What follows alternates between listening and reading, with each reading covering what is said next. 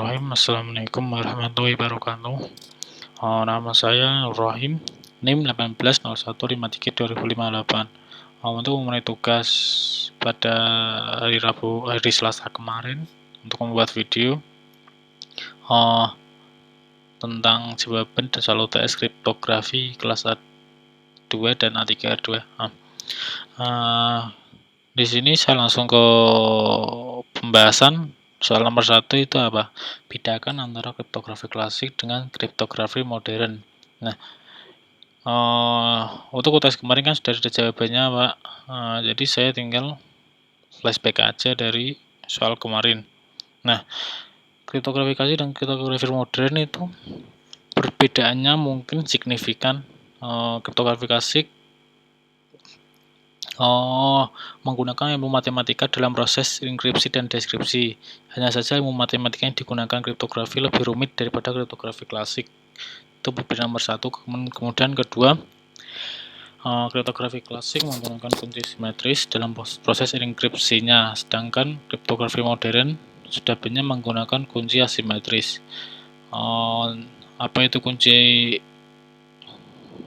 simetris? Adalah di mana kunci enkripsi dan deskripsi menggunakan kunci yang sama, sedangkan kunci simetris adalah di mana kunci untuk enkripsi dan deskripsi menggunakan kunci yang berbeda. Perbedaan yang ketiga itu kriptografi modern terus mengalami perkembangan beriringan dengan ilmu matematika, sedangkan kriptografi klasik menggunakan penggabungan dengan teknik enkripsi lainnya saat ini banyak dilakukan oleh peneliti. Nah, kemudian soal nomor 2, buatlah contoh algoritma klasik Playfair Cipher. Kunci ambil nama depan saudara dan plaintext-nya adalah segeralah hilang gangguan COVID. Oke, ini saya sudah membuatnya. Plaintext-nya segeralah hilang gangguan COVID. Kuncinya nama depan saya Nur karena nama saya Nur Rahim. Susunan kunci dalam bujur sangkar seperti ini. Ini seharusnya 5 kali 5 baris, tapi diperlebar menjadi 6 kali 6 baris. Pojoknya kosong. Nah, jika ada huruf J dalam plaintext, maka langsung tulis pesan dalam pasangan huruf. Oh ya, ini kan tidak ada huruf J, Pak. Jadi langsung saja dipasangkan huruf-hurufnya. Dipasangkan dua pasangan seperti ini, maka menghasilkan text-nya seperti ini. Nah, kemudian soal nomor 3. Dari gambar di atas jelaskan definisi, fungsi, dan cara proses kerja masing-masing di bawah ini. Jawaban wajib disertai sumber referensi. Oke. Nomor 3A, Secure Network Protocol. Secure Network Protocol atau bisa disebut Internet Protocol Security, sebuah protokol enkripsi yang menyediakan transmisi data terenkripsi yang aman pada network layer dalam jaringan. Nah, di saat kita membuka web, pasti ada kunci gembok yang ada di atas kiri ini. Ini yang namanya Secure Network Security. Seperti Google ini network security, dan jika tidak network security maka kuncinya akan terbuka dan muncul notif tidak aman. Oke, soal nomor 2, confidentiality. Oke, apa itu confidentiality atau kerahasiaan? Yaitu informasi dari pengguna jaringan komputer terjamin kerahasiaannya, sehingga pihak yang tidak memiliki hak untuk mengakses informasi tersebut tidak dapat mengaksesnya. Terus data integrity, konsistensi dan kebenaran data yang disimpan antara representasi dunia nyata dan nilai dari data harus dilindungi oleh sistem agar mempunyai arti yang sesuai. Oke. Kemudian keempat, authentication. Authentication adalah proses untuk memastikan bahwa pelaku adalah benar-benar pelaku. Nah, authentication ini biasa digunakan saat mengenkripsi atau dalam istilah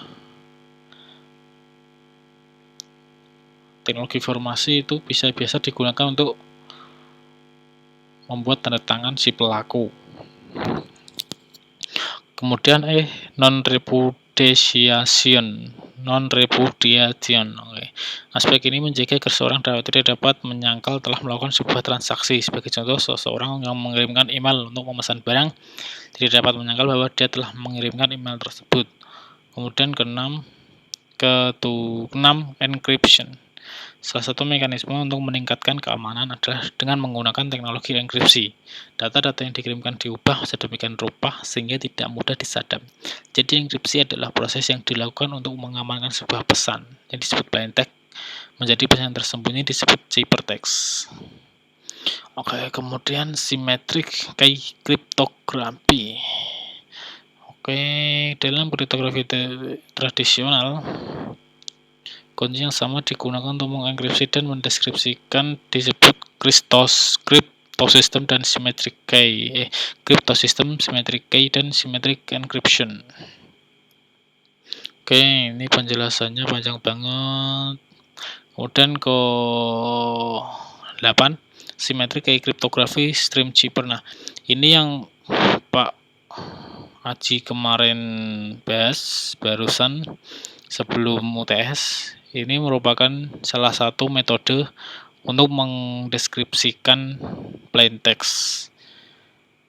Dan symmetric key cryptography block chipper juga sama seperti symmetric key cryptography stream chipper.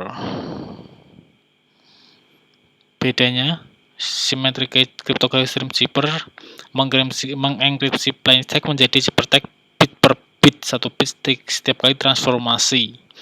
Dan block chipper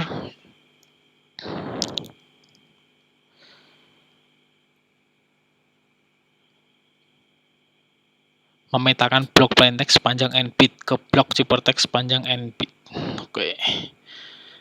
Soal terakhir. Dengan metode ECB, Electronic Codebook, plain text diketahui kumpulan karakter sebagai berikut. Aku benci COVID-19. Kunci karakter A.